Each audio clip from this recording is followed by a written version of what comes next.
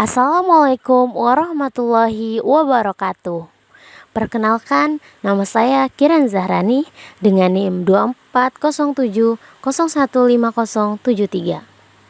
Video ini disusun untuk memenuhi tugas mata kuliah fikih kontemporer dengan dosen pembimbing Bu Gusniarti pada program studi pendidikan agama Islam Fakultas Agama Islam Universitas Muhammadiyah Profesor Dr. Hamka. Dalam video ini, saya akan membahas analisis pasar uang dalam perspektif fikih kontemporer disertai studi kasus penerapan pasar uang syariah di Indonesia. Pasar uang merupakan bagian penting dalam sistem keuangan modern yang berfungsi untuk mengatur likuiditas jangka pendek. Di Indonesia, pasar uang digunakan oleh bank dan lembaga keuangan untuk memenuhi kebutuhan dana jangka pendek, menjaga stabilitas, serta mendukung kebijakan moneter. Namun, dalam praktik konvensional, pasar uang seringkali menggunakan instrumen berbasis bunga yang menimbulkan persoalan serius dalam perspektif hukum Islam. Dalam fikih kontemporer, muncullah pertanyaan penting mengenai apakah pasar uang boleh dalam Islam?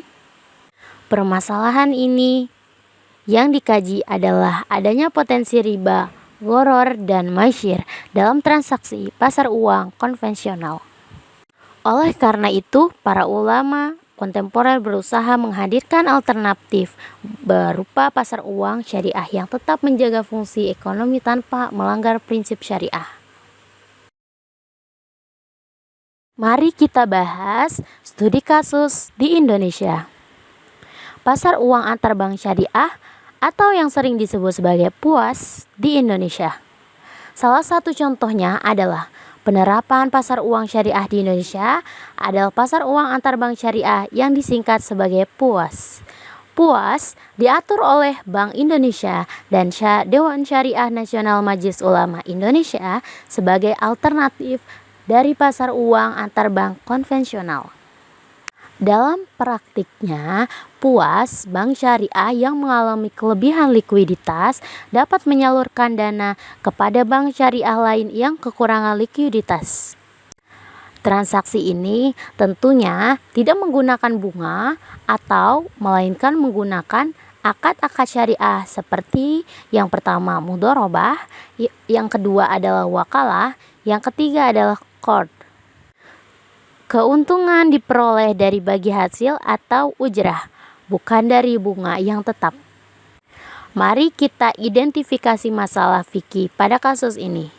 Dari perspektif fikih, masalah yang dikaji di dalam kasus ini adalah muncul pertanyaan, apakah transaksi antar bank tersebut mengandung unsur riba dan apakah akad yang digunakan sudah jelas dan transparan?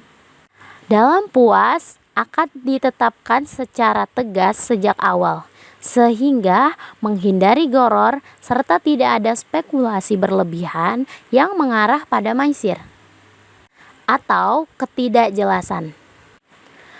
Dalam landasan syariah pasar uang, merujuk pada Al-Quran dan hadis.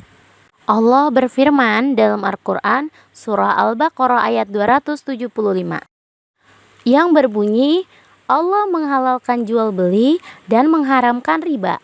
Selain itu, kaidah fikih menyatakan bahwa hukum asal muamalah adalah boleh selama tidak ada dalil yang melarang. Dengan demikian, pasar uang diperbolehkan selama tidak melanggar prinsip syariah. Nah, kita lihat dari pandangan ulama kontemporer seperti Yusuf Al-Qaradawi dan Wahbah Az-Zuhaili menyatakan bahwa sistem keuangan modern dapat diterima dalam Islam jika akadnya sah dan tujuannya maslahat. Di Indonesia, legalitas pasar uang syariah diperkuat dengan fatwa DSN MUI nomor 37 tahun 2002 tentang pasar uang antar bank berdasarkan prinsip syariah. Mari kita analisis.